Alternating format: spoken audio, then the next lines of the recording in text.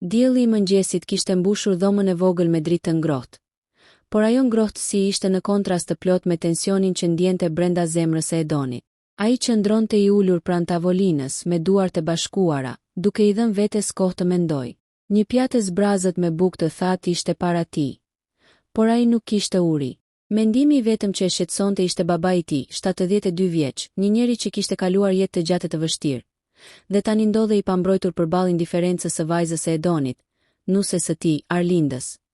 Arlinda e re, e bukur dhe me një natyrë të fortë, nuk e kishte fshehur asnjëherë mosmirënjohjen e saj ndaj vjehrit. Për të, prania e tij në shtëpi ishte një pengesë, një barë që i prishte lirinë dhe qetësinë e jetës së saj të re bashkëshortore. Çdo përpjekje e Edonit për të ndërmjetësuar kishte dështuar, dhe çdo fjalë e tij për të mbrojtur babain përplasej si vale fort në murin e ftohtë të indiferencës së Arlindës. Ai nuk e kishte imagjinuar kurrë se një ditë do të ndodhej në këtë pozicion. Duke menduar seriozisht të çonte babain në azil, një vend që për shumë njerëz ishte sinonim i vetmisë dhe braktisjes. Por çdo herë që mendonte për këtë mundësi, zemra e tij dridhej dhe një dhimbje e thellë përzjente me mendimet e tij. Si mund të bëj këtë? Si mund ta ndaj atë që më ka dhënë gjithçka në jetë? Në atë moment, dera u hap papritur dhe Arlinda hyri brenda, me fytyrë të ngrysur dhe sy që nuk fshehnin asnjëherë mosdashurinë që ndjente. Por ajo ditë nuk do të ishte e zakonshme. Diçka tek mënyra se si ajo i fliste Edonit e ndryshoi gjithçka. Edon, tha ajo, duke ulur në karrigen përballë tij.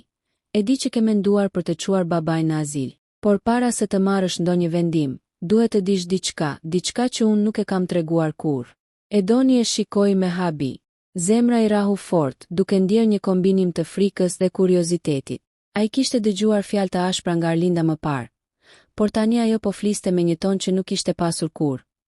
I ngrohtë, i butë, pothuajse i shqetësuar. Unë nuk e kam thënë kurrë sepse nuk e dija si të flisja, vazhdoi ajo. Por arsyeja pse nuk e dua babain tënd këtu nuk është ajo që mendon. Nuk është sepse nuk e respektoj. Nuk është sepse dua të shpërndaj këtë familje. Është sepse kam frikë. Kam frikë se nuk di si ta mbaj gjallë respektin dhe dashurinë për të. Sepse unë kam një të kaluar që ti nuk e di, Edon. Një të kaluar që mund të shkatërrojë gjithçka. Edoni ndjeu si dridhej çdo qelizë e trupit të tij. Ai kishte provuar gjithmonë të kuptonte dhe të përballonte sfidat me Arlindën, por tani çdo mendim i tij duke i vogël përballë misterit që ajo po shpaloste. Çfarë do të thotë kjo? Pyeti me një zë të përmbajtur. Arlinda mori frymthell dhe për pak sekonda heshti, duke i lejuar fjalëve të saj të bënin rrugë në mendjen e Edonit. Babai yt nuk është arsyeja pse unë nuk e dua këtu, tha ajo me butësi, por edhe me një dhimbje të dukshme. Problemi jam unë nuk jam e sigurt që mund të jem nuseja që ai meriton. Kam bërë gabime në të kaluarën që nuk mund t'i shpjegoj lehtë, por nëse ai zbulon mund të dëmtoj atë që ti dhe unë kemi krijuar. Fjalët e saj goditën Edonin më fort se çdo debat që kishim pasur më parë. Ai nuk e kuptonte fillimisht, por diçka në tonin e saj, në mënyrën se si ajo shikonte poshtë me një butësi dhe turp, i tregonte se ajo po fliste të vërtetën, se ajo nuk ishte armiku i babait të tij, por dikush që ishte kapur midis frikës dhe dashurisë. Pra ti nuk e urren? Pyeti ai me një zë të dridhur. Arlinda ngriti syt dhe i buzëqeshi një buzëqeshje të thjeshtë, por të dhimbshme. Jo, Edon, nuk e urrej. Thjesht nuk di si të jem ajo që duhet të jem për të. Dhe kjo është arsyeja pse kam reaguar keq, dhe arsyeja pse më duket sikur nuk e dua, por zemra ime e do atë. Më vjen keq që të kam bërë të ndihesh i detyruar të zgjedhësh diçka që nuk doje. Edoni u ngrit dhe ju afrua Arlindës. Zemra e tij po rrihte fort, por ndjente një qetësi të re që nuk e kishte ndjer prej kohësh. Ai e kuptoi se situata nuk ishte aq e thjeshtë sa duke çuar babain në azil. Përballë tyre kishte një mundësi për të ndrequr gjërat, për të kuptuar dhe për të krijuar një urë të re mes së kaluarës, të tashmes dhe të ardhmes. Ai mori dorën e saj dhe tha me vendosmëri: Arlind, nuk ka rëndësi e kaluara jote. Ai është babai im dhe unë dua që ai të jetë i lumtur, të ndihet i respektuar dhe i dashur. Por gjithashtu dua të kuptoj ty. Dua të kuptoj gjithçka që të shqetëson. Le të mos marrim vendime të nxituara. Le të flasim, të kuptojmë dhe të gjejmë një rrugë që nuk lëndon askënd. Arlinda shikoi sytë e tij dhe një lot ju rrëshit në faqe. Për herë të parë, ajo ndjeu se nuk ishte më vetëm në këtë betejë të brendshme. Kishte dikë që e kuptonte, dikë që e donte pa kushte dhe dikë që ishte i gatshëm të luftonte për të dhe për babain e tij. Ajo natë që filloi me tension dhe frikë, përfundoi me një shpresë të lehtë që nuk e kishin ndier asnjëherë më parë. Dhe kështu Edoni kuptoi se nuk ishte vendosur ende për azilin. Përballë tyre kishte një mundësi më të madhe. Të rindërtonin lidhjet e familjes dhe të mbanin zemrat e tyre të lidhura, pavarësisht sfidave që mund të vinin. Ditët që pasuan bisedën e Edonit me Arlindën ishin të mbushura me një qetësi të çuditshme. Një qetësi që nuk nënkuptonte se problemi ishte zgjidhur, por se të gjithë po përpiqeshin të gjenin një ekuilibër të brendshëm. Edoni ndihej i shpërndar mes dy emocioneve të fuqishme, dashurisë për babain e tij dhe përgjegjësisë për të ruajtur harmoninë në shtëpi. Babai i tij, Zoti Dritan, ishte një njeri i moshuar, i fortë dhe krenar, i cili nuk e kishte njohur kur humbjen e nderit dhe i kishte dhënë gjithmonë rëndësi dinjitetit të tij. Ai nuk e dinte ende për bisedën me Edonit dhe Arlindës, dhe çdo gjë që ndodhte në shtëpi ishte për të një mister. Edoni e dinte se një hap i gabuar mund të shkatëronte gjithçka. Një mëngjes ai vendosi të fliste me babain, por në një mënyrë të ndjeshme dhe të kujdesshme. Baba, filloi ai, ndërsa ul pranë tij në karrigen e zakonshme pranë dritares. Dua të flasim për diçka që është e rëndësishme për mua dhe për ty. Zoti Dritan ngriti sytë e tij të qetë dhe e shikoi me një vështrim që nuk fshihej kurrë. Foli, djali im, çfarë ka ndodhur? Edoni merr frym thellë. Ai e dinte se çdo fjalë e tij mund të ndikonte fort. Është për Arlindën dhe për shtëpinë tonë.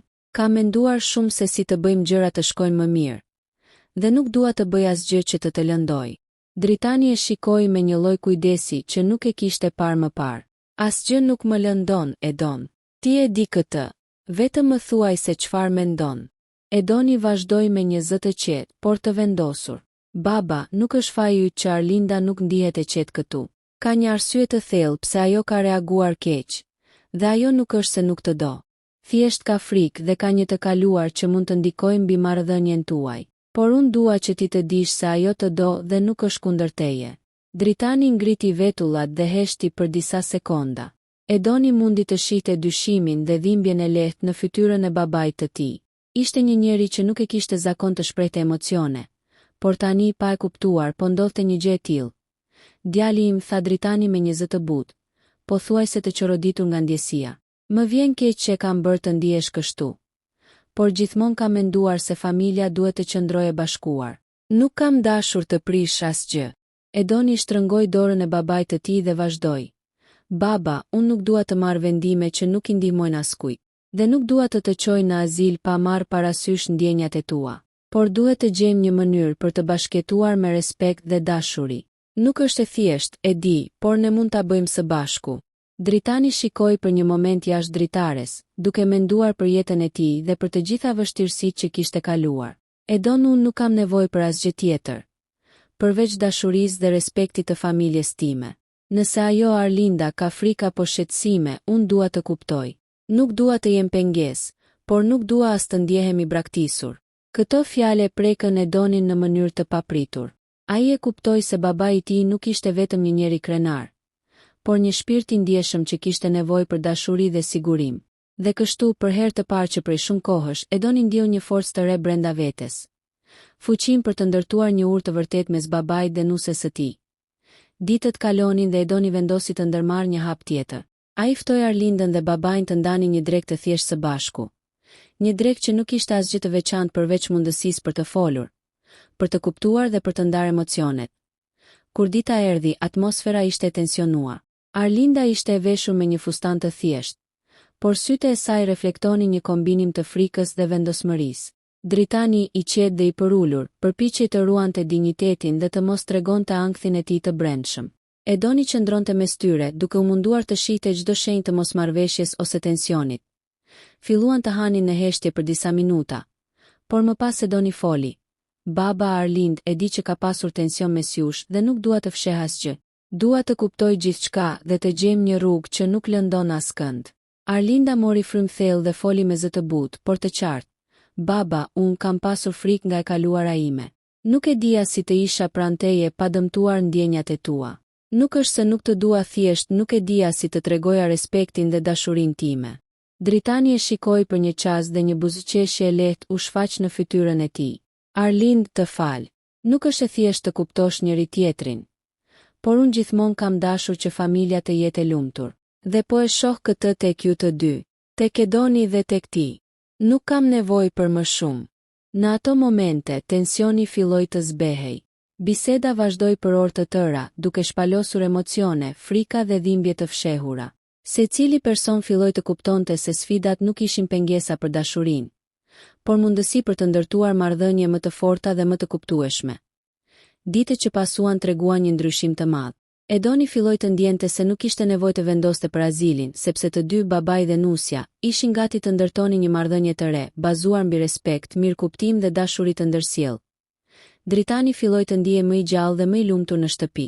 Ai filloi të ndihmonte në detyrat e përditshme, të fliste më shpesh me Arlindën dhe të ndante kujtime të së kaluarës. Arlinda nga ana e saj filloi të ndjente një lidhje të veçantë me babain e Edonit, duke kuptuar se njerëzit nuk janë vetëm nga kaluara e tyre, por nga përpjekja për të dashur dhe për të kuptuar njëri tjetrin. Edoni, duke parë këtë transformim, ndjeu një lehtësim të papërshkrueshëm.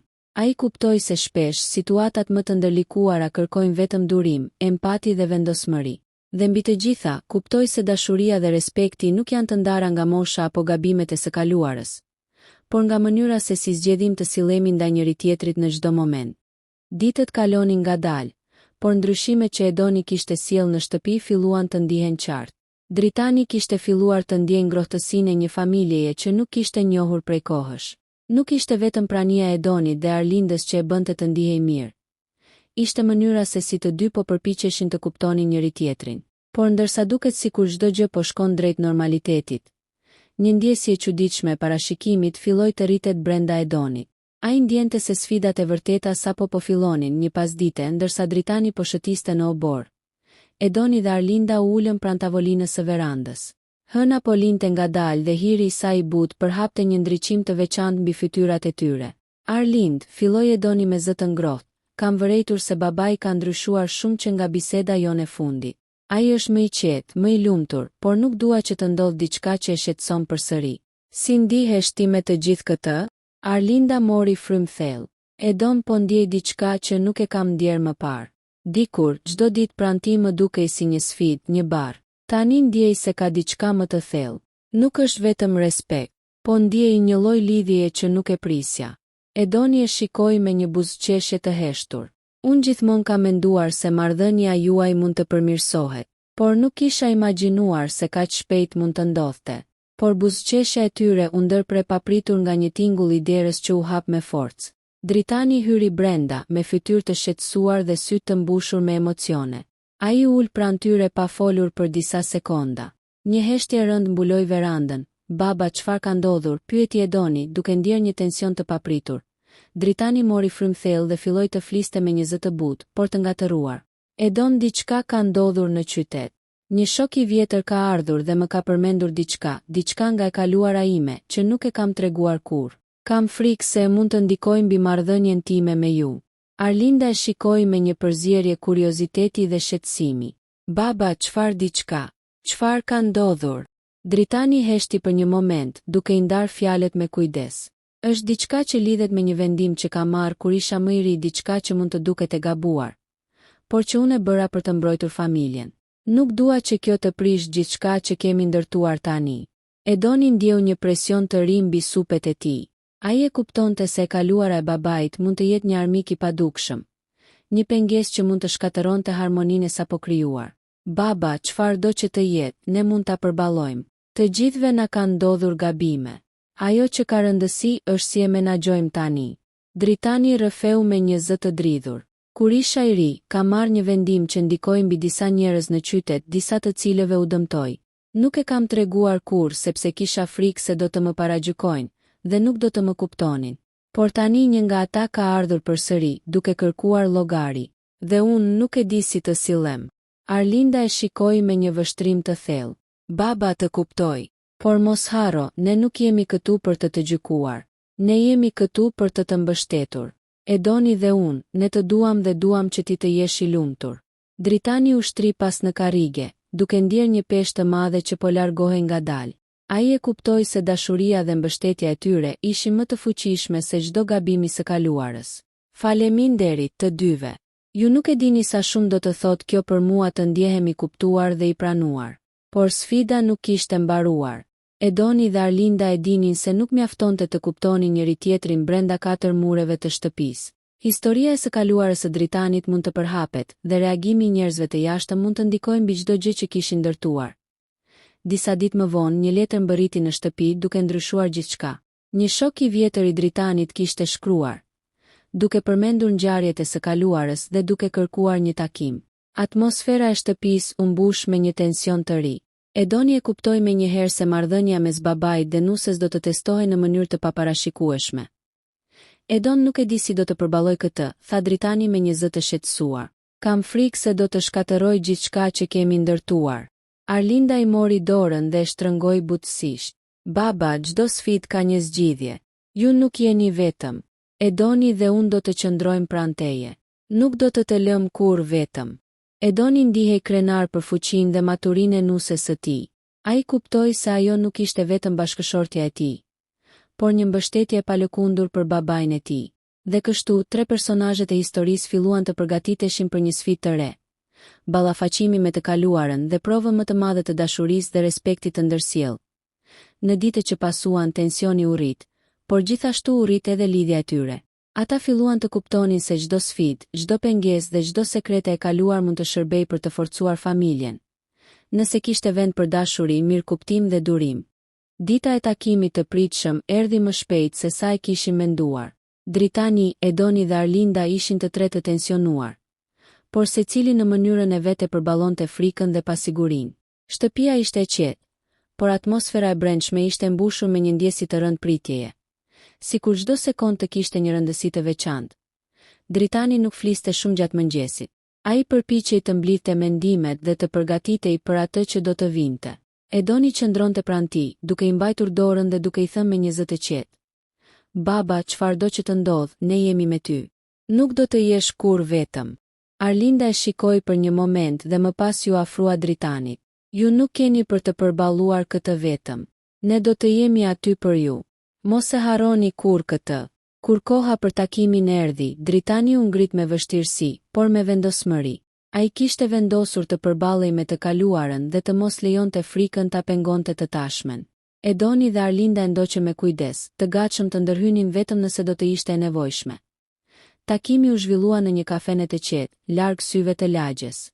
Shoku i vjetër i Dritanit ishte një burr i gjatë, i fortë, me një shikim të ashpër dhe një ton që nuk lejonte diskutime. Por në fytyrën e tij kishte edhe një lloj pasigurie, sikur ai vetë nuk e dinte se çfarë mund të prisnin të tjerët nga ky takim.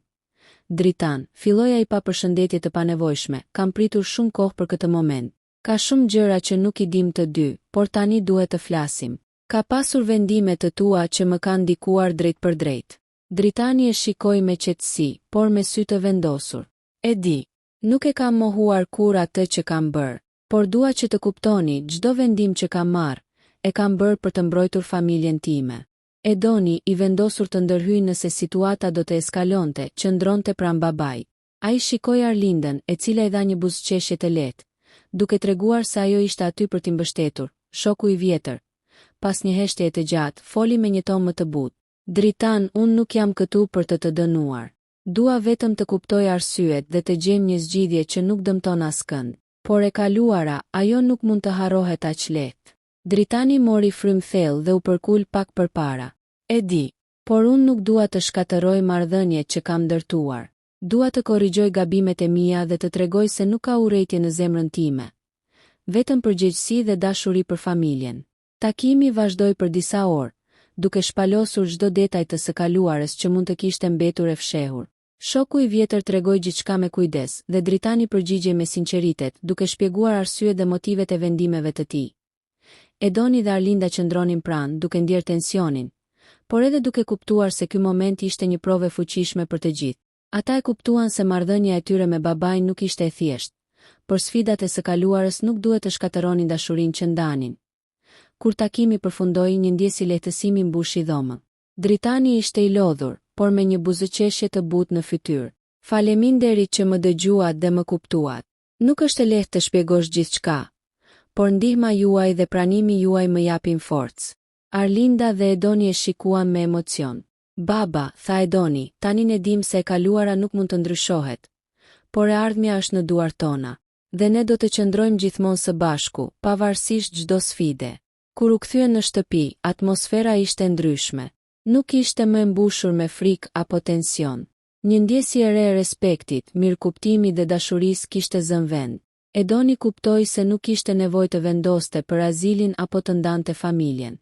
Ata kishin kaluar një provë të madhe dhe kishin dalë më të fortë se më parë.